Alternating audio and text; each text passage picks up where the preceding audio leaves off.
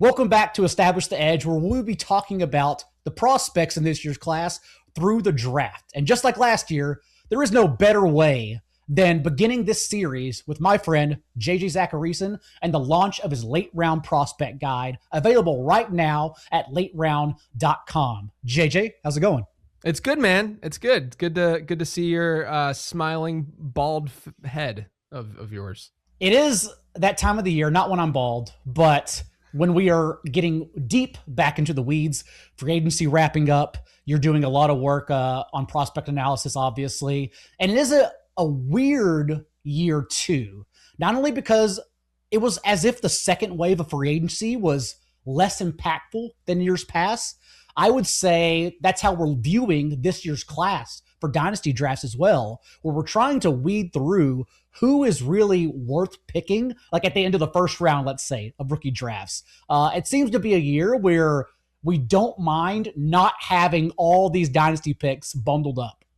Yeah, I would agree. You know, the process with the late round prospect guide is I will do, the whole thing, 170 pages of content. It's all I'm really doing, outside of the weekly podcast and the 3 shows a week type stuff.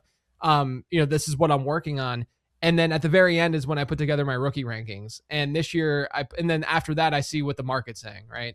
And so this year, I put together the rankings. And as I got into like the 108, the 109, I'm like, I don't have any clue who I want to put here in these rankings, because it starts to get so flat so quickly. And, after then I started to compare to what the market was saying. I think there's actually some pretty big discrepancies with how I feel about the class versus how the market's feeling about the class, largely because I don't think anyone's even close to right now. Like we're really going to need to see how things go down in the NFL draft more so than other classes, in my opinion. And we're definitely going to talk about those discrepancies as we move along in the show. But it seems necessary to start out when anyone talks about this class with the rookie draft 101. And that is none other than Jeremiyah Love, who is expected right now. I think his ceiling is 4th or 5th overall. And so I'm curious not only to hear about your profile on Love this year and why he's the undisputable 101, but also just compare him to last year's class with some stud athletes like Ashton Jeanty and Amari Hampton. Yeah, so I think Love, if I were to compare him and I can just look at his prospect score too. His prospect score is better than Amari Hampton's, but it's worse than Ashton Jeanty's. If you want to even take this further, the ZAP model sees Bijan Robinson and Jahmyr Gibbs as better prospects than Jeremiyah Love. But I've said this before, I think that you're just kind of splitting hairs at this point. Like he's a very, very good prospect who is going to be going in the top half of the first round. And if you look at top half of the first round players over the last 15 years or so, it's just hit after hit after hit in terms of at least giving us like one, very good fantasy season over their first 3 years. Even Trent Richardson, his rookie season, gave us 17 PPR points per game. Every other one other than Ashton Jeanty, who's only played 1 year, has given us 17 or more PPR points per game in one of their first 3 years. And it seems like it's almost a lock at this point that we're going to see Jeremiyah Love go in the top 10 in this draft, definitely go in the top 16. And if that's the case, he's going to be pretty fantasy relevant. Now, his analytical profile, it's like, Bijan Robinson is his top comp in the model. And if you look at him versus Robinson, funny enough, they both played with NFL caliber running backs in their backfield as well. But Bijan Robinson just has a little bit better marks in all these categories that it's looking at, like adjusted yards per team pass attempt, adjusted yards per team play, prorated reception share. A lot of these metrics, it's just a little bit better for Bijan, which is why there's that slight difference between those players as prospects. Bijan coming out just 3 years ago, I believe it was. So even the fact you don't have to go too far back to compare Jeremiyah Love, I do think that's good. Also, I know everyone frowns on Ashton Jeanty's rookie year. One, I personally attribute that to a coaching staff that is completely gone now, exiled entirely after they put together the worst offensive line possible with terrible play calling for him. And then also, even if you account for Ashton Jeanty's production last year, still in the last decade, 36% of a rookie running back's fantasy points in year one have come simply from draft capital. And so it's easy to say, like, not only do we think Jeremiyah Love is going to be a good player, but if he is going to get drafted that high, it seems like it's going to be a terrific start for both dynasty and season-long leagues. I don't know if you've already been diving into season-long ADP just yet, where Love is being treated right now at the first, second round turn. Yeah, I mean, I think it's fair enough. I do think that people are going to look at last year's rookie class and how they perform, especially the running backs and how they performed in redraft, and they'll be turned off. But historically, rookies in redraft have been fine. We have seen the running back position rise in ADP a little bit over the last 10 years. And as a result of that, expectations become higher. And then it's harder for running backs to live up to those expectations, those rookie running backs. And yes, it has been less of a great idea to draft rookie running backs in season long and in best ball, whatever the case may be, versus what we saw 10 years ago, just because they were such good values. But even still, I think Jeremiyah Love, wherever he goes, is going to see a lot of work in year one. And Ashton Jeanty, like you said, people will look at it and say he had a bad rookie season. Number one, when you look at year 2 to 4 production, the ZAP scores that I have, so the prospect scores, that's actually more predictive of year 2 to 4 success, just to your point about how important draft capital is and how important they are as prospects coming into the league. That has more, the ZAP score has more predictive power for year 2 to 4 success for these running backs than year 1 PPR points per game does. So Ashton Jeanty came into the league as like a great elite prospect. The fact that he had 14.5 PPR points per game last year, I'm still buying everywhere with Ashton Jeanty because he is that good of a prospect, and that's going to have more predictive power than how he performed in year 1. So if you have the 101 with Jeremiyah Love, congratulations. And then after that, there is a second tier of players, in my opinion, and in your rankings, and that most people will then draft either Carnell Tate, Jordan Tyson, or Makai Lemon. After that, a big drop-off, and we'll talk about that in a second. But I'm curious, do you have a preference in those three? And let's just talk about those three in general. Yeah, I think Jordan Tyson's the best prospect of the three.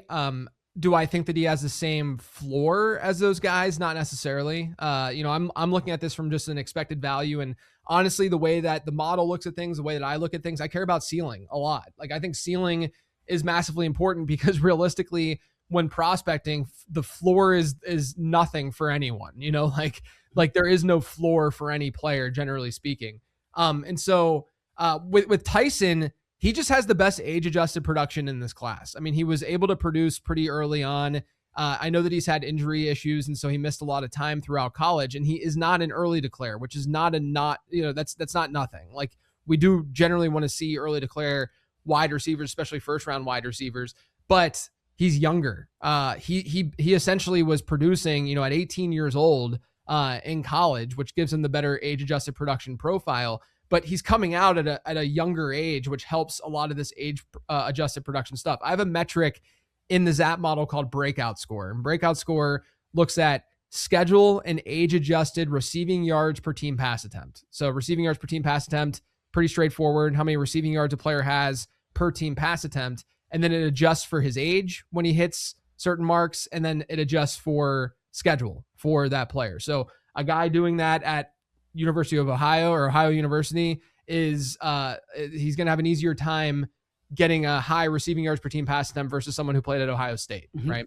And so that adjusts for all of that. Jordan Tyson has a 95th percentile breakout score. And if you look at someone who's in the 90th or above among first round, among top 20 selected wide receivers since 2011, there's been 9 of them. Mike Evans, Sammy Watkins, Amari Cooper, Corey Davis. Okay, it's not off to like the most amazing start, but not a bad start. But then it's CeeDee Lamb, Jamar Chase, Chris Olave, Jackson Smith-Njigba, Malik Neighbors. And that's where Jordan Tyson sits. Now, there are issues with this profile that don't get thrown into the ZAP model, which is durability. He's been hurt and people seem to be knocking him for that.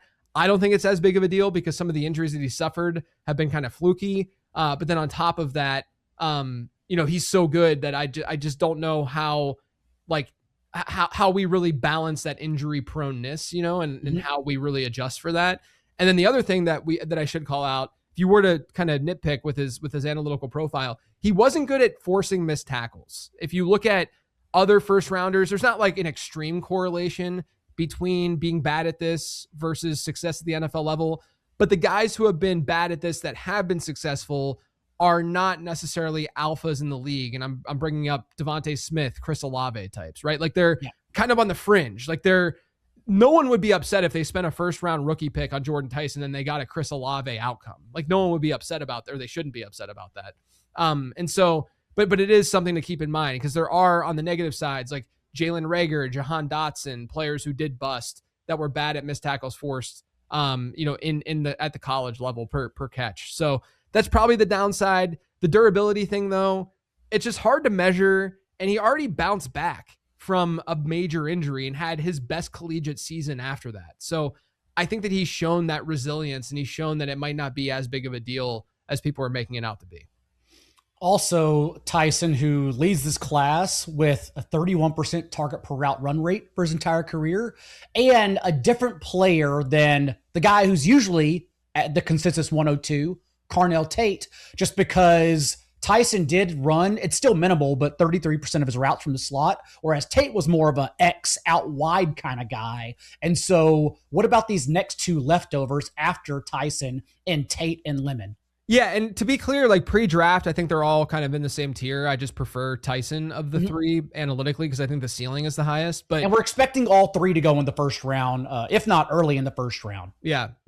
But with Carnell Tate, I think he's a fairly safe prospect. Like I think that he's a pretty good player.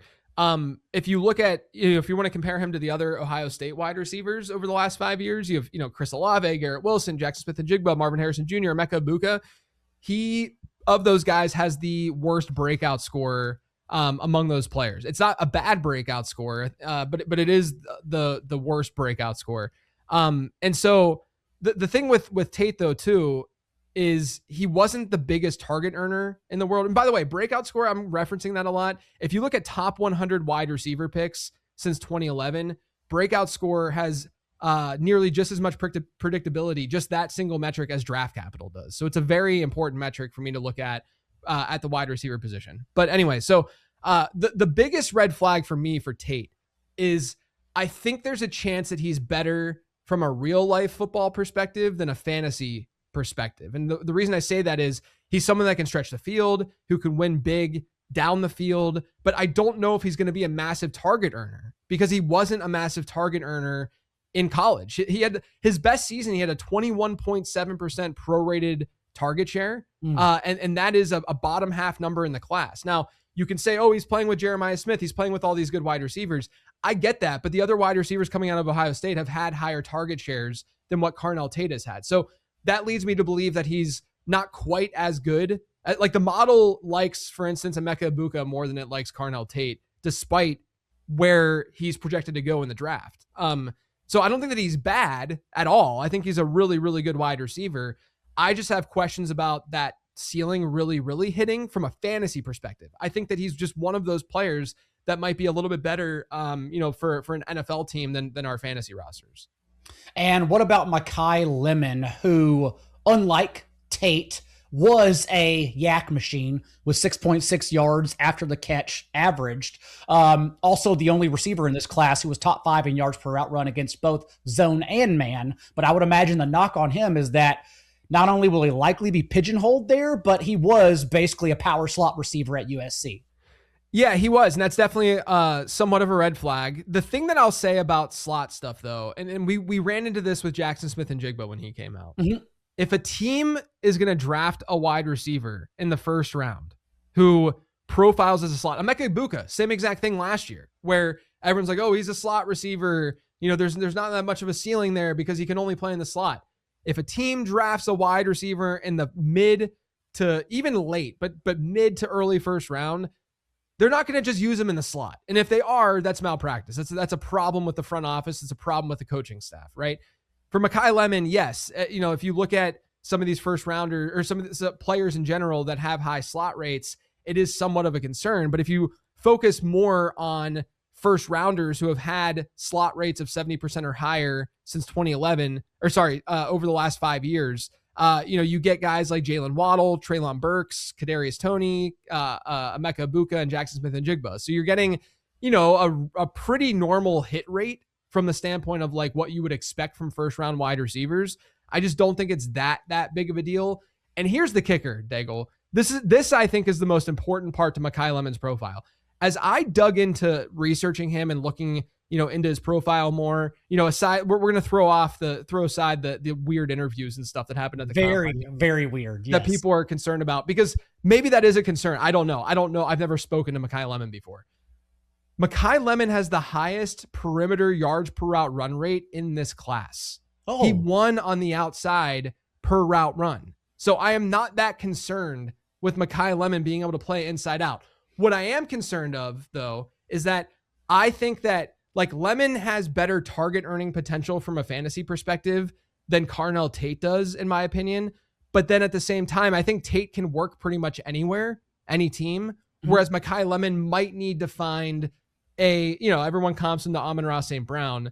I think situationally, that's the right kind of comp to make, where Amon-Ra St. Brown is fantastic, and I think he would thrive anywhere at this point in his career. But I do think that him getting off to the start that he did had at least somewhat something to do with where he landed and the lack of weapons and the ability to play in the slot and play outside and get that opportunity. Whereas with Mekhi Lemon, if there's a spot where there is more of that crowded room, yes, he can play on the outside, and a team will play him on the outside if they draft him in the first round. But if there's more of that crowded room and you start to get a lower ADOT player, or they're not using him down the field as much, then all of a sudden you need that volume to be really impactful in fantasy football. And that might be harder to come by if it is a more crowded room in general. But the more that I looked at Mekhi Lemon, despite the fact that Nelson Aguilar is his top comp in the ZAP model, which is a little bit scary. But the more that I looked into Mekhi Lemon, the more I liked this profile of him being someone that could be really effective in fantasy football. I think all three of these guys are good. They're great players. I just don't know if any of them have the elite. I think Jordan Tyson has an elite ceiling. I just don't, from a fantasy perspective. I'm just not. I think that the other two, Carnell Tate might not just have that elite ceiling, and then Mekhi Lemon might be a little bit more landing spot dependent. I'm with you. The more I dove into Mekhi Lemon, I ended up loving him so much so that I was having a hard time ranking either him or Jordan Tyson at the 102 right now. And ultimately the draft will dictate this for us, depending how high Lemon goes. But right now I would take personally Lemon over Carnell Tate. But again, like you, it's the same tier from 102 to 104. At 105 is where it gets interesting, because if you're in the typical 3-round super flex tight end premium rookie draft, then you can easily just take Fernando Mendoza, who is the only quarterback we're expecting. And it's still very early in the process, but the only one we're expecting to be taken in the first round, 101 overall, to go play with Clint Kubiak. After that, though, as we talked about at the beginning of the show, is where it gets wide open and different answers based on who you asked. And so now it's your turn. I'm going to ask you, where are you going in that direction of 106 in a super flex, or just 105 in a one quarterback rookie draft?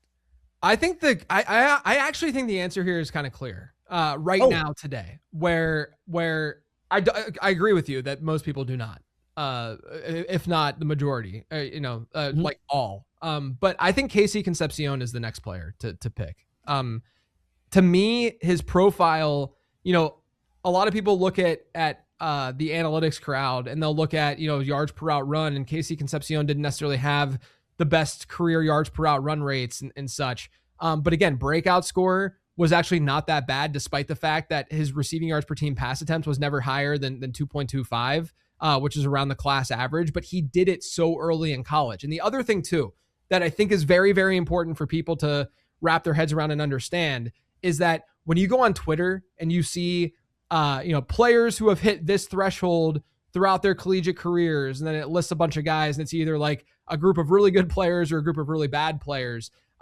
What's really important is that some players played 5 years in college. Some players only played 3 years in college. And what that means is Casey Concepcion, being an early declare wide receiver, shouldn't have as good of max season numbers as a player who played 4 years in college. Because imagine if a world where Concepcion went back to college, wouldn't we all assume that he would just dominate more in 2026 if he didn't declare early and leave for the NFL draft? Yeah, he would probably have better than a 2.25 receiving yards per team pass attempt number, And so that's something to always keep in mind, and why early declare status does matter is because it allows a player, it allows a model, for instance, or us as analysts, to recognize that a player wasn't able to hit a certain high because he only played 3 years in college. And with Casey Concepcion, he immediately produced when he was at NC State. And he played the slot a lot there, but then he transferred over to Texas A&M, and there he played more on the perimeter, and he had his best yards per route run rate of his career last year. I just think that he can do a lot. The other thing too is that the model looks at versatility. It looks at rushing production, and he had some of that rushing production as well, which gives him a little bit of a boost. And that gave him comps of Christian Kirk, Emeka Egbuka, and Randall Cobb in the Zap model, which like those were his top 3 comps. And those are 3 very good like all things considered, when you're looking at, expected outcomes, you're going to get some bad comps. Like Jordan Tyson, one of his comps is Corey Davis, like you're going to get some bad comps. And when you say that, everyone forgets that Corey Davis was still a super prospect. It didn't turn out the results, but he was a great prospect. Yeah, exactly. And like I said, with Nelson Aguilar for Mekhi Lemon also has like Odell Beckham and like Jaden Reed and stuff like that. He was kind of a harder guy to comp. Or like Carnell Tate has Will Fuller as one of his comps, right? Even though Calvin Ridley and George Pickens are there. So with Casey Concepcion, in my opinion, great age-adjusted production, a solid breakout score, 76th percentile, is 5th best in the class. Things just look good within the Zap model for Concepcion. And I think that he's the clear next wide receiver in this class. He's not part of that top tier. And this is assuming that he's going to get relatively decent capital, like late first, maybe early second, but I think that he should go late first. But I think he's in a clear tier by himself at wide receiver after the big 3 are off the board.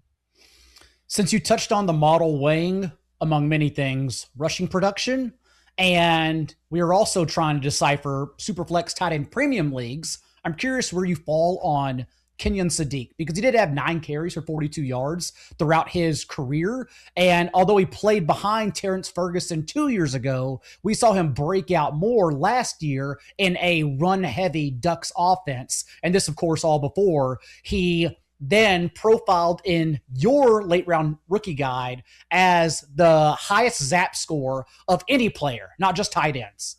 Yeah, I would say I would caution people to compare across positions, to be fair, with the players, because it's more so like within the position and how they would fare, versus other guys.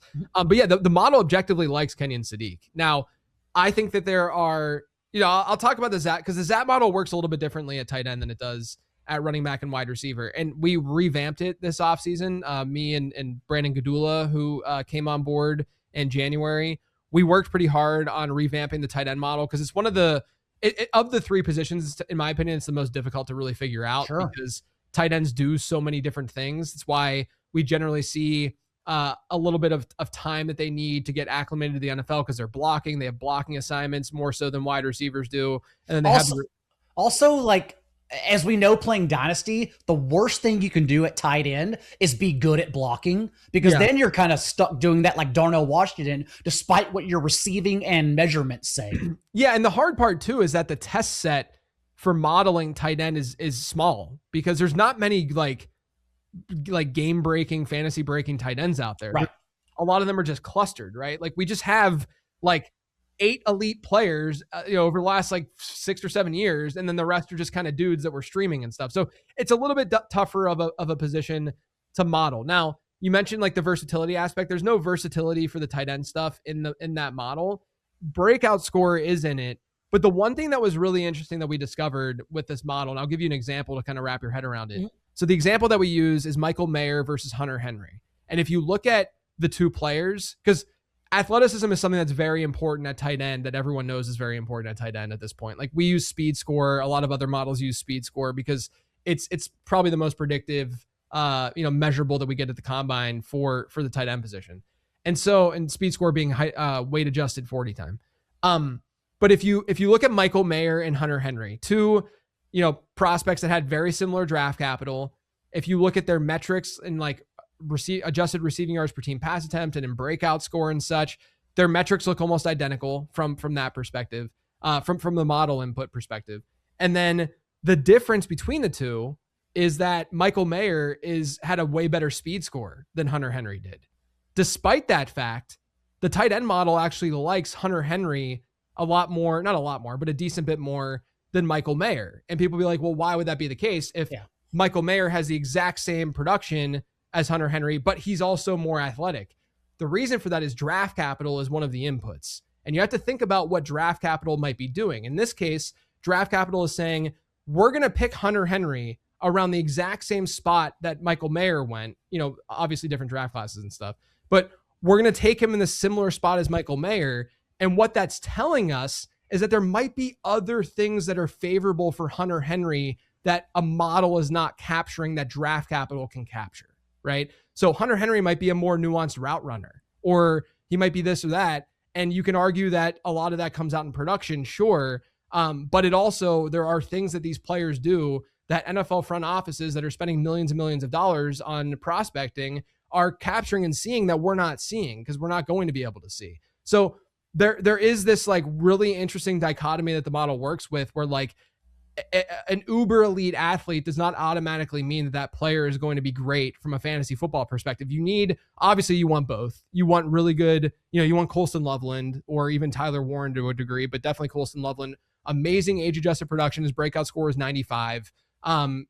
Great age adjusted production, uber athlete. He was the total package, as a prospect. Now, fortunately, the last model's iteration like Colston Loveland more than Tyler Warren as well. So this isn't just a hindsight take, but Colston Loveland, I think was the better prospect between the two. Kenyon Sadiq is someone who has an above average production profile and is an uber athlete. And where he is just projected to go in the draft is the reason why his ZAP score is as high as it is. But I think there's enough question marks to say to yourself, like, don't go crazy. Like, I would still draft Concepcion more than likely, or at least in the same tier, as a guy like Sadiq, just because even though Sadiq, profiles as this like elite player at his position and Concepcion does not, just because I think that there's more, non-ZAP model inputs that are a little bit scary for Sadiq, including the ZAP model's statistical comps, which came out as Noah Fant, OJ Howard, and Evan Ingram for Sadiq. That sounds about right. Yeah, it's scary. But like the other thing too is that I think people have a warped perception of tight end, where again, if you go back to what I said at the top, if you only have 8 to 10 like really elite tight ends over the last decade that have like impacted fantasy football, you hear those names, you're like, oh, these are really bad comps. Evan Ingram would be a great outcome for a tight end. Like, yes. Evan Ingram has had a good fantasy football career, a great fantasy football career. And so it's different with tight end comps than it is these other positions, because the other positions at running back and wide receiver, you have a lot of these elite players that you might be able to compare to. Tight end just doesn't have that. And not only that, but some of the elite guys like George Kittle, he came as a day 3 pick. He was an uber athlete and such, but like, it's going to be hard to really, really comp, a round 1 guy to George Kittle, or like we can't just assume that those elite players are even comp worthy to begin with. So that's why the comps look the way that they do. I do think there are some concerns about Sadiq. He's not a flawless prospect. I would say if you look at Sadiq versus last year's class, and the scores say this, he's more in line with Tyler Warren than he is Colston Loveland. And I'm shocked to see that his ZAP score, since we're now comparing, as you said, for the tight end model against the same position, that it's significantly higher than Eli Stowers, who I guess because although Stowers tested as an elite athlete, does that ZAP score that's lower suggest it's because of draft capital, since It doesn't seem like he's going to be valued in the first round? That's exactly right. So if Stowers were to go in round 1, his ZAP score would get, because across the board, he looks like Kenyon Sadiq he's better from a production standpoint. He tested as an elite athlete, not quite as good of a speed score, but even still a really good speed score. And so, or even projected. So so Stowers would be look a lot better, but we're inputting draft capital or projected draft capital into this model. He's still an elite producer category. He's just not that legendary performer category that Sadiq is in. So he's in a really good spot to be, a really good player. And I actually think he's a locked in first round rookie pick, because the class is just so bad across the board. Like, I think Stowers is not that much worse of a pick given the way things are kind of unfolding than Sadiq. Like, he's only going to go, in my opinion, he should only go a couple picks or a few picks after Sadiq. And look, Stowers might go earlier in the draft. If he does go earlier in the draft, that's going to help his overall profile. And you will see a change from that score of 79 in the pre-draft model to it being closer to maybe like 85 to 90. So we've discussed and given everyone Kenyon Sadiq, Eli Stowers, and Casey Concepcion to think about from the 106 on. But I want to talk a little bit about the running backs, because Mike Washington, after last year, Bashal Tootin tested as the most athletic running back to ever appear at the Combine. Mike Washington then beat that this year. Having said that, Jadarian Price, behind Jeremiyah Love at Notre Dame is the one getting first round discussion. But in your rankings on the late round guide, you actually have Emmett Johnson as your RB2. I do. I mean, look, the running back position is terrible this year. The class is not good. I think this rivals what we saw a couple years ago in that class, or a few years ago. However, I don't remember how long ago it was when Jonathan Brooks was the RB1. You know, like Mark Lloyd. It was seems like a long time ago, but I believe it was only a couple years ago. Yeah, like I think it was after the Bijan Devon Achane class. Yeah, right. So, like that class was putrid on paper, and it's come to fruition to not be very good either. And I think that we're looking at a class similar to that, where the difference is that we have a blue chip prospect in Jeremiyah Love when we didn't have that in that class. Yeah. I do think that Emmett Johnson is interesting. Like I said, I think that this is, I know that this is open to change post draft. Like if Jadarian Price goes in round 1, yeah, he's going to be my RB2 easily in this class. Because there is a teammate score factor as well that's helping Jadarian Price, look a little bit better versus because his production profile is putrid, but there's a reason why it's putrid, right? Because he played with Jeremiyah Love. So Emmett Johnson had some iffier marks on the ground. There's no doubt. He had a pretty bad explosive run rate, or at least below average one. His yards after contact per attempt wasn't very good. But our buddy Rich Rebar had a really good tweet that I actually referenced in the prospect guide itself, that Emmett Johnson was hit at or behind the line on a class low 34% of his runs. But when he was hit at or behind the line, he gained yardage on a class high 75% of those carries. So yards after contact per attempt is a pretty good metric, but there's flaws to it because, a player who is just good at avoiding contact in general, or has like a really good offensive line and can still there's reasons why they would not look as good within that metric. And there could be that reason to a degree with Emmett Johnson here, but look, he's not a big play threat. Like he's not a straight line guy, which is why we saw him not have the best speed score and the fastest 40 at the NFL Combine. And he's the only one that did the 3-cone at the Combine at the running back position. And people are giving him crap for testing. He was like a 20th, 25th percentile athlete within the 3-cone. But in my opinion, teams might look at that and say like, he did it. Like he went out and he tested, he did everything. And we like that he did everything, even if that everything wasn't at this like excellent rate. He was still a fine athlete. It's not like he was, horrific. Elijah Holyfield comes to mind. Wasn't that he went to Carolina at one point. He had like a 4.75 40 or something like that. It wasn't like that. But Emmett Johnson, to me, the bottom line for him, probably the best pass catcher in this class. And the ZAP model really focuses on receiving because draft capital generally will capture a lot of the rushing production. Not only that, but rushing production is more replaceable in the NFL. It's just not as important. That's my fear with Jadarian Price, is that everyone recognizes that Price played behind Jeremiyah Love, and they always focus on like what he can do as a runner and his big playability, et cetera, et cetera. But a lot of people actually agree that Jadarian Price is not that much of a pass catcher and that he's a negative in pass pro.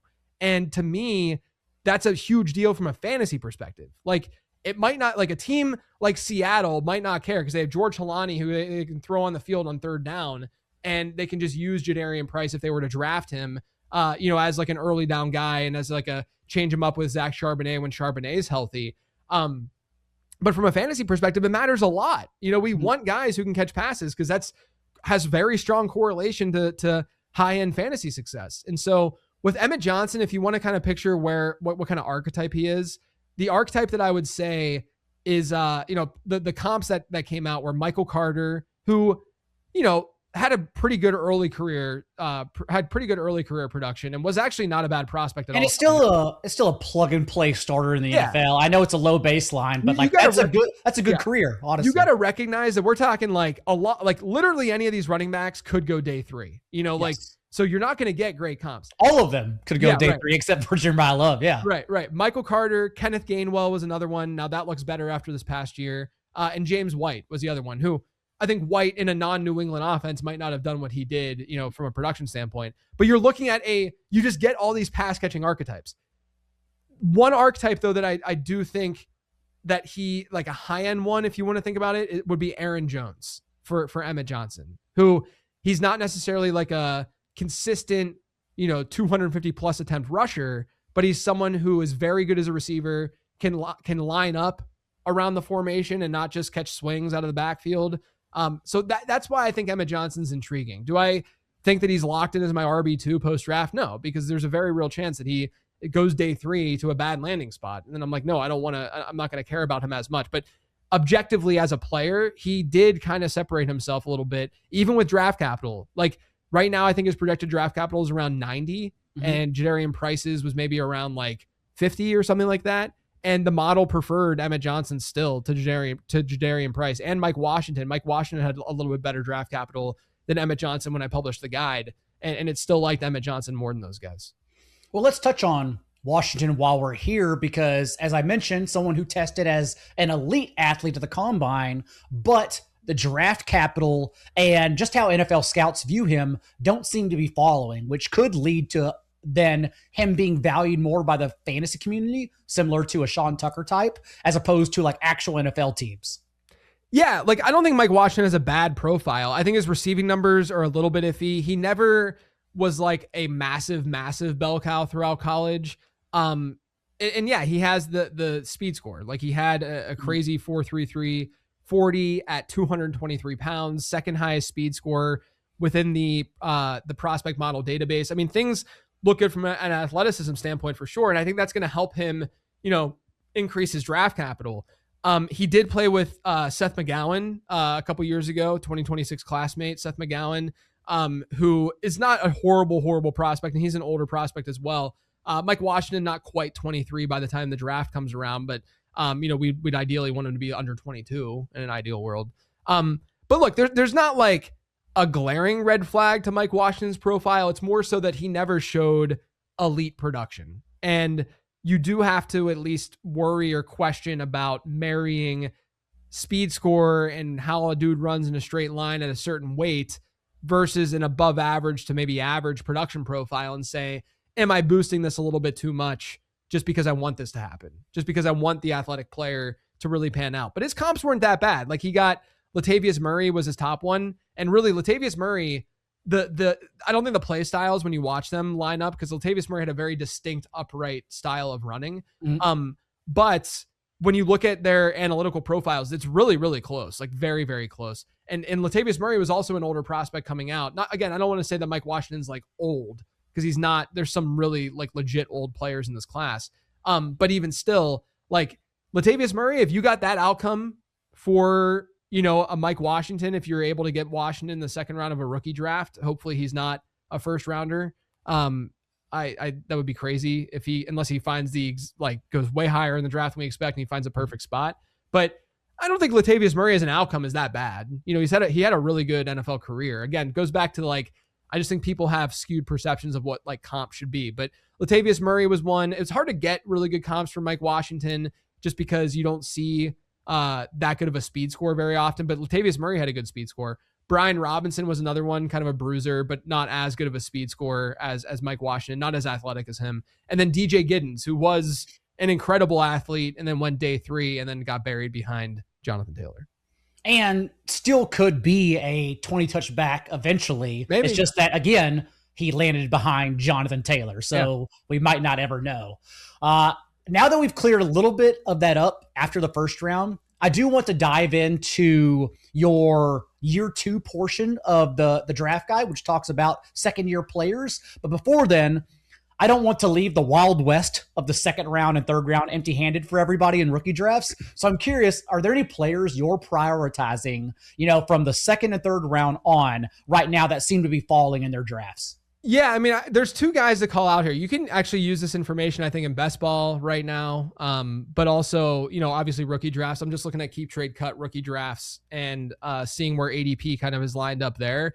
I don't think I can shout out a running back here, because we're looking at if they're firmly in round 2 or round 3 of a rookie draft, that means that they went day 3 in this NFL draft, just given this class. And I don't think that there's any obvious day 3 guys. There's fun players. I think Des Reed out of Pitt is really fun, aside from my homerism and being an alum, Pitt alum. But he's a smaller back who comps as a Tariq Cohen, but that's a very specific type of player who needs a very specific type of offense. But if I look at Keep Trade Cut and I look at wide receivers, that's really what I think we're going to be focused on in round 2 and 3 in rookie drafts this year, just given these classes. Antonio Williams is one who I did not think I was going to be higher than the market on, but I am way higher than the market on Antonio Williams right now. And it's bizarre because I did a lot of research at the start of the offseason on why slot receivers are disappearing from the NFL. A lot of heavier personnel usage and 12 personnel and 2 tight end sets and such. And we're not seeing as many slot receivers and slot production as a result of that. And Antonio Williams was generally a slot player, but he produced immediately when he started college. And then it didn't really get that much better, but even still, he had an okay enough breakout score because he was able to produce relatively early at Clemson. And at Clemson, obviously, it's a pretty decent program. But with Williams, like, he got his top comp objectively was Ladd McConkey within the model, a versatile wide out slot player. Obviously, Ladd hit a really crazy ceiling when he got to the NFL. And I don't think that like this is what we're going to get, because we also get like a Roman Wilson comp, another slot guy. Mm-hmm. So there's a concern with Antonio Williams. But here's the thing, Daigle. You look at NFL mock draft database, he's projected to be a top 70 player in the draft, or at least around that area. And right now, he's being projected on Keep Trade Cut to go 29th overall in single quarterback leagues in rookie drafts. So just that draft capital equation tells you that people in this space are probably underrating Antonio Williams a little bit.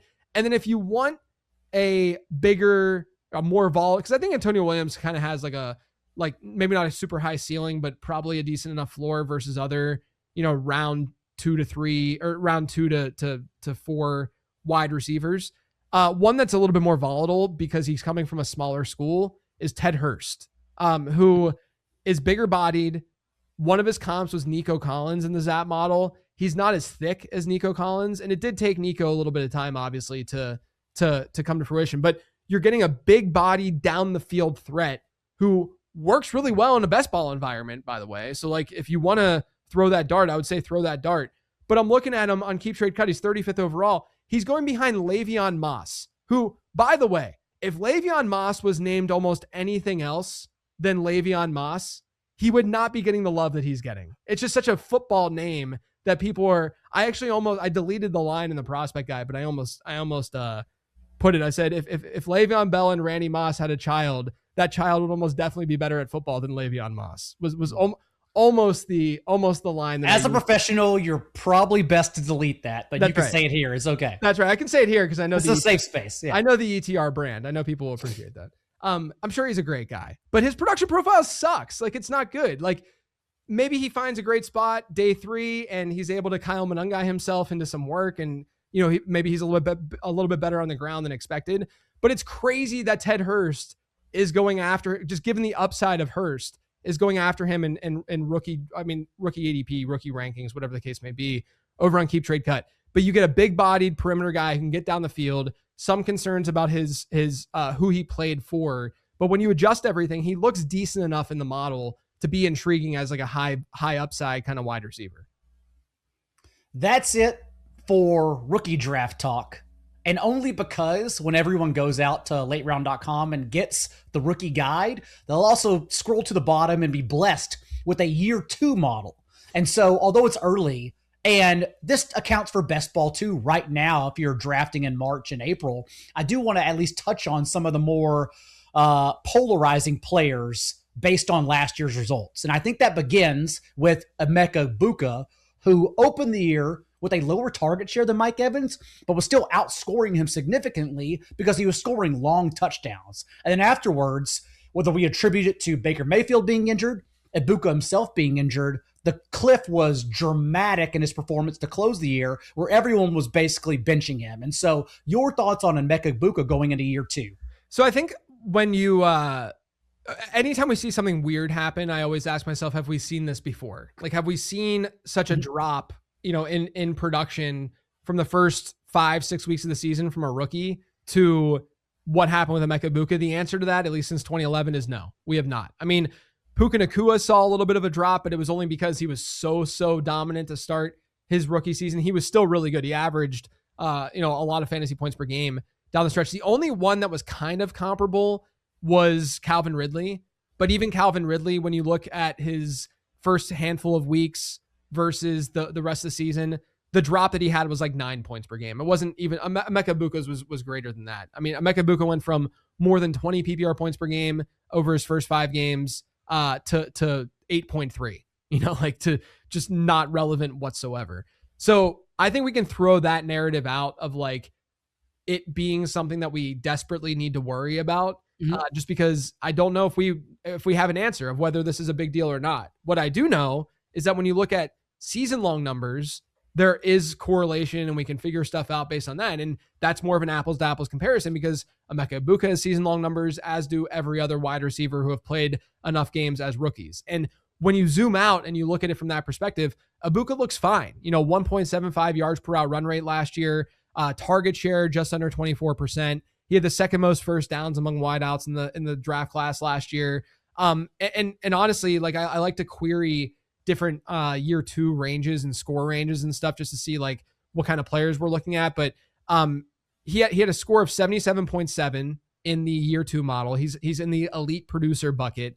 Within the year 2 model database, and this is prior to last year's draft class, we've had 8 wide receivers with year 2 scores within 3 points of where Emeka Egbuka's at, who also posted a yards per out run over 1.6. So again, Egbuka was at 1.75, which is pretty significantly higher than that 1.6.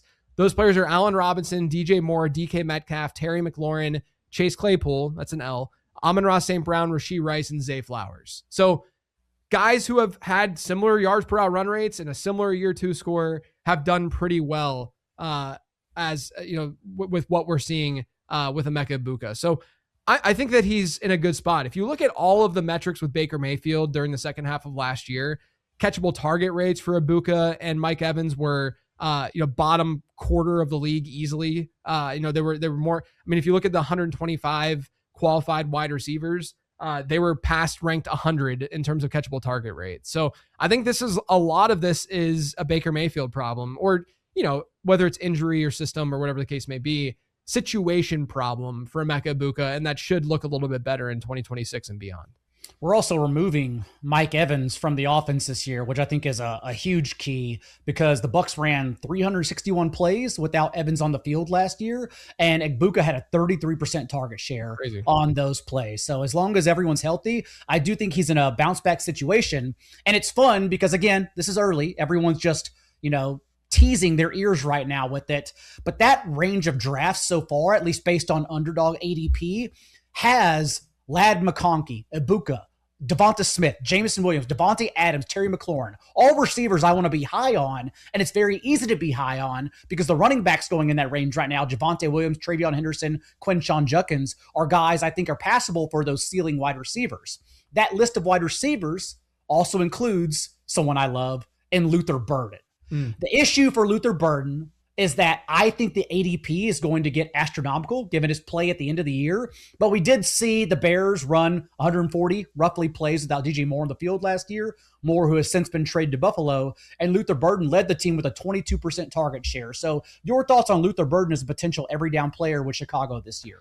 I mean, I loved Luther Burden as a prospect. The ZAP model was irrationally high on Luther Burden last year. I honestly had to more subjectively be like, okay, let's not get too out of hand here with Burden.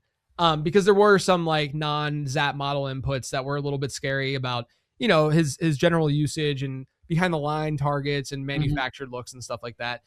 But then he comes out this past year, 2.69 yards per out run, which is just something that we just don't see from wide receivers. Now, I know people are going to say you can't compare him to Jamar Chase, to Puka Nacua, and these guys who had amazing yards per out run numbers as rookies because those guys were seeing more volume. I agree. Okay. I agree with you. Jamar Chase and Puka Nacua had more impressive rookie seasons than Luther Burden did. But even if you just look at players who had more than 100 routes run or 100 to 300 routes run, whatever the case may be, you get more of a mixed bag for sure. But you also get a lot of hits in there too, like Chris Godwin types or Randall Cobb types. Like you get a lot of good, solid fantasy production and assets when you sort of like look within the volume bucket that Luther Burden's in. I play fantasy football in a way where I want to strive for upside, hence the Jordan Tyson conversation that we had earlier. And in my opinion, yes, this is a volatile profile. I mean, the dude didn't have a 70% route share in a single game last year, Luther Burden. Like his route share was always under 70%. Mhm. And we don't know. Like, we don't fully know what this would look like if he becomes a full-time player. Will he become a full-time player? What is that all going to look like? But I want high ceiling, and I think Luther Burden has a high ceiling. And when you bring it all together, he's the third best wide receiver in the year 2 model right now, behind T-Mac and Emeka Ibuka. But realistically, it's T-Mac kind of in his own tier in a way, even though they're all grouped together as elite producers. He's at the high end of that elite producer category. Luther Burden's like right next to Emeka Ibuka. And, I don't think that people are like going to aggressively disagree with that. But if you look at like the dynasty landscape, there's a decent gap between the two guys from a price standpoint. So if you play like me and you want to be aggressive, then go get Luther Burden. If you don't want to be aggressive, if you don't like volatility, we can make a lot of sex jokes, I'm sure. Then don't get Luther Burden if you don't want that volatility and if you don't like having fun. I think maybe the most polarizing player in Dynasty is Travis Hunter for the Jaguars.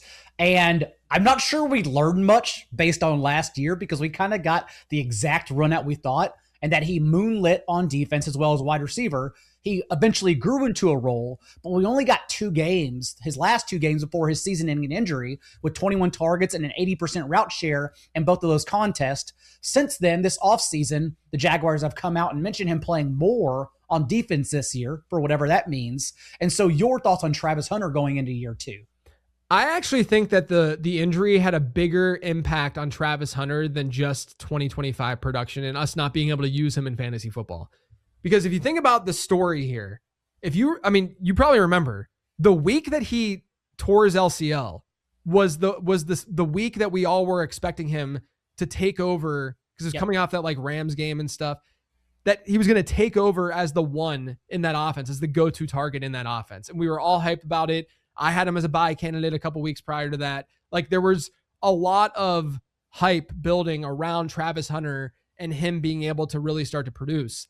And then he gets hurt. And then what does Jacksonville do?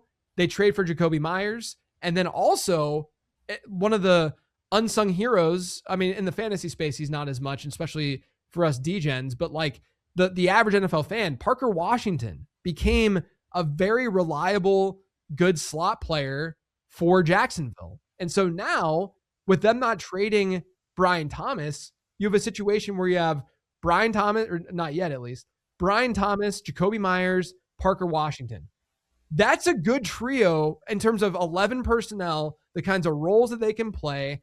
That makes a lot of sense as a trio of wide receivers. So the fact that Travis Hunter got hurt, it allowed for the emergence of Parker Washington, and it forced them to trade for Jacoby Myers as well. Now they signed Jacoby Myers. So my fear is that we didn't actually see the true difference-making talent from a production standpoint from Travis Hunter last year. Like, we can't definitively say that he's this elite prospect, because we didn't see that in 2025, right? He didn't dominate games. And so my fear is that he didn't show that off. He is not necessarily that. The Zap model had very real concerns about Travis Hunter last year coming out, and I kind of excused them because he was this two-way player. He's not in the meetings with the wide receivers. And so it's like, let's just, he's a special player because he's unlike anything we've ever seen. That was a mistake by me to ignore some of these very glaring production red flags, in my opinion, because the production then wasn't there on a per route run basis. Like a 1.3 something yards per route run for him last year is not anything to write home about for a rookie wide receiver. It's not horrific, but it's not great, right? And so then you look at his journey comparables in the year 2 model. Journey comparables are guys who had similar Zap scores, and then they have similar year 2 scores. They're not stylistic comps. They're just journey comps. Quentin Johnston, Henry Ruggs, and Alshon Jeffrey. Alshon Jeffrey's great, but Alshon Jeffrey had a really not great. He had a really good Zap score. The Zap model loved him.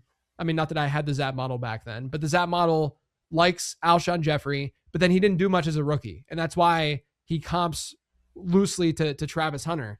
But like QJ, we would not like a QJ outcome, more than likely. Henry Ruggs, we definitely don't want. And so I just think there's a lot of red flags with Travis Hunter right now. And then you add on all these reports about him playing defense.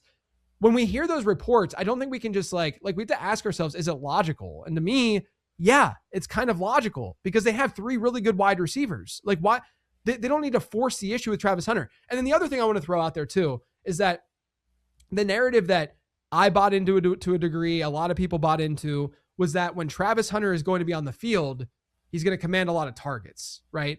Because that's where the scheme plays for him. Yeah, right. He's going to be very effective because he's so good that when he is on the field, he still can generate fantasy production. He saw a target on 20% of his routes run. That's good. It's not even close to great, you know? And so I have concerns about Travis Hunter. I think the dynasty market has adjusted enough, you know, in a redraft environment. If you want to throw the dart, best ball, whatever, that's fine. I think that's a different kind of conversation. But from like a dynasty perspective, I definitely have fear of Travis Hunter. And you know, people are saying like there's no reason to trade him right now because you know, he has no market. I mean, if you look at keep trade cut, there's still really good wide receivers that are being drafted or ranked around him, where I think that you should at least have that conversation with some people. But maybe wait until there's a favorable report to do that, as opposed to what's been going on right now, because right now he's pretty far down. And those last two quote unquote breakout games he had before his injury came without Jacoby Myers, who they not only then traded for at the deadline, but extended him as well. So roadblocks there. I don't want to get out of here before talking about two more players that I think will be discussed once we get to redraft season. And that's beginning with Travion Henderson, who was, in my opinion, unexpectedly buried by Ramondre Stevenson last year. Having said that, I remember you posed this question on Twitter around Henderson's breakout, whether or not we considered him a win for redraft leagues. And I personally do, just because it did become obvious you should start him in the second half of the year. And if you were tired of it by then or needed to cut or trade him by week 8, week 9 was really when the breakout started before the Patriots bye. I remember, obviously, writing the waiver wire for Established the Run every single week, that there wasn't a better pickup if Travion Henderson was cut. He was going to be the number one pickup regardless and stash. So I think Henderson was a win personally, but your thoughts and then your view on him as a sophomore. Yeah, you know, at the beginning of the offseason, I had him as a sell, only because the market was really bullish on him. And then since then, in January, the market's cooled off. And, you know, like, for instance, James Cook was ranked below Travion Henderson to start the offseason, like in January on Keep Trade Cut. And that was a main reason why I said, hey, see if there's like a true through out there with Henderson, because you might be able to flip him for something reason. This is the hard part about us giving fantasy advice, is that people then get locked into that take. But my take isn't really that anymore because things have shifted a little bit. You know, like it's just not as strong in that direction. I think he's more of a hold at this point in Dynasty. The big fear that I have now, we'll look at the pros. Okay. Travion Henderson was a big play threat last year. That's actually something that does correlate to future success in years 2 through 4. He gained 20 or more yards on over 3% of his rushes. That was the highest rate in the rookie class. Only 33 other running backs in the year 2 model that hit 100 plus carries as rookies got to that 3% mark. And of those backs who have played 4 years in the league, they average a PPR points per game best season in years 2 through 4 of 14.5, which is pretty good, like pretty solid, all things considered. The problem I think is Ramondre Stevenson, is that he's still there. Like it's not like this changes all of a sudden and Ramondre's gone. And look, I've taken the L. In November, I was very low on Ramondre and saying, why are they not using Travion Henderson more? Ramondre Stevenson completely changed his tune in December onward. He was a way better running back. Like look at any metric. It was night and day on how, like, he was not good the first 3 months of the year. And then into December, I thought he played well in the playoffs, even though the numbers didn't show it as well. He played a lot better. So props to him for making me look like a moron. But him doing what he did down the stretch last year, him being the guy that they seem to trust more in pass pro, worries me about Travion Henderson, at least in 2026. Now, the journey comps are pretty good for Travion Henderson. It's Josh Jacobs, Javonte Williams, and Kenneth Walker. So that also is making me not want to say, you know, go full-blown sell because of Ramondre Stevenson. I just think he's a hold, you know, probably a better and best ball kind of player just because of the big playability. But even still, I don't think that's that big of a differentiator. You know, I think that he's just kind of like where the market sees him is probably right at this point. And the last one we'll discuss is a former late round prospect guide, bro. And someone who we thought had a good run out in Bashal Tutin once Travis Etienne signed with the Saints in free agency. Since then, the Jaguars have gifted Chris Rodriguez, who formerly had a 259 touch season under Liam Cohen when they were at Kentucky together in 2021. They've gifted him more guaranteed money than Rico Dowdle got from the Steelers, even though Rico Dowdle was Walter Payton whenever Chuba Hubbard was injured last year. And so Bashal Tutin, year 2, I'm sure it's going to vary because there's a wide range of outcomes based on who you asked, but how are you handling his prospects? Yeah, his year 2 score isn't very good. It's like 52.3s in the flex play category. He's ranked just below an RJ Harvey, or not just below, but he's ranked below RJ Harvey, below Quinshon Judkins, in a totally different category because his production wasn't that amazing in year 1. With that being said, the ZAP model really liked him coming out. He had a pretty good ZAP score given where he was drafted, given draft capital, right? And so I loved Tutin across the board last year. I still like Tutin. Like it's not changing dramatically. Now, if there's something to point at that's a little bit scary with Tutin's analytical profile is that he came out and we were really excited about him because of that big play explosiveness and that ability, his fast 40 time. And we saw it in college, his explosive plays. That didn't translate to the NFL last year. He only had, he didn't record a single 20 plus yard run. He did hit one of them in the playoffs, but he didn't record a single one of them. And he had just 2 runs of 15 or more yards on his 83 rush attempts. Now, one thing to keep in mind is that they used him a lot in short yardage and in goal line situations. So that's going to skew that a little bit because he's not going to have the opportunity to break some of those big runs. But it is a red flag because we haven't really seen any running back since 2011 come through as being like a really significant piece in fantasy football after that bad of an explosive run rate as a rookie. So that's something to at least keep in mind. But his success rate was really good last year, way better than Travis Etienne's. That's why the pairing with Chris Rodriguez is pretty interesting because Rodriguez is also a success rate guy, is a grinder, is a bruiser. My thing with Chris Rodriguez versus Bashal Tutin is I don't see the ceiling with Rodriguez as I do with Tutin.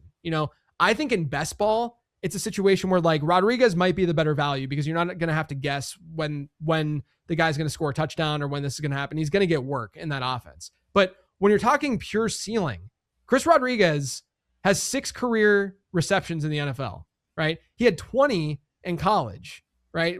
Over 5 years. He is not a pass catching back. And I actually this past week for my free agency episode, I went back and I looked at running backs since 2011 who through their first 3 years had fewer than 20 receptions. Chris Rodriguez is way below 20, who had fewer than 20 receptions. And if any of them had a spike season after year 3, there's only been one of them since 2011 who had more than 12 PPR points per game in a season after fewer than 20 receptions over their first 3 years in the NFL. And it was Raheem Mostert. That's the only guy. You get if you want to increase that to 30 receptions, you start to get like Mark Ingram and J.K. Dobbins and such.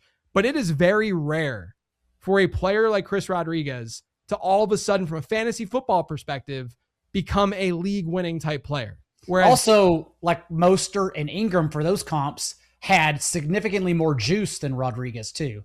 Sure. Yeah. I mean, Especially like Mostert. in situation. Yeah, sure. Yeah. I mean, like things really aligned for Raheem Mostert the one year, where he had like As like a 31-year-old breakout and obvious fade the next year. Yeah. Right. So my thing with Rodriguez is that like in a best ball environment, yes, that might be the value play versus him and Bashal Tutin. But from a redraft season long perspective, why are we caring about floor? We should not care about floor. Shoot for ceiling. That's all that matters because you can make up the mistake with the waiver wire, with trades, whatever the case may be. Bashal Tutin had a pretty good receiving profile entering the NFL. Like he can play that role. To me, there's more of that upside with Tutin because there's at least a chance that they still use Tutin in the ways that people are assuming they're going to use Chris Rodriguez. I think Rodriguez is going to be I think that the likely outcome here is a committee. Rodriguez is getting some early down work and Bashal Tutin might be a 50% running back rush share player. Rodriguez is a 40%. LaQuinn Allen just gets the rest or something like that. But then Tutin gets more work, runs more routes through, is getting more receiving work. And that is the differentiator between those two guys. We just don't see the Rodriguez types. Like we did this with Jordan Mason last year. We did this with Tank Bigsby last year before he was traded. This archetype of player that doesn't catch passes and has poorer yards per route run or has poorer yards per route run numbers, they don't, like, if you're just playing this from a game of probability, they don't have high ceilings in fantasy football. Again, best ball, a little bit different because the game is played differently, but in season long, shoot for that upside. And the upside, in my opinion, is Bashal Tootin. I agree. JJ, tell everyone where they can find the rest of your work since you are recording weekly shows right now. Yeah, the Late Round podcast, we're doing, I do a show early in the week, and then we have the Late Round show on YouTube, and then at the end of the week, I'll either have Perspectives, which is a nice hour long. Sometimes I had your doppelganger on this past week, Debro, who, another bald, anyone who's bald and bearded is your doppelganger. They're compared to be the same person. Yeah, that's my comp, is every bald bearded guy. Right, yeah. right. Well, I'm just every white guy in general, so that's you at least have a differentiator there. Every dad, now that you have readers for every show as well. Yes. But yeah, Late Round podcast, and then check out if you liked the stuff that I was referencing today. The Late Round prospect guide is littered with that stuff.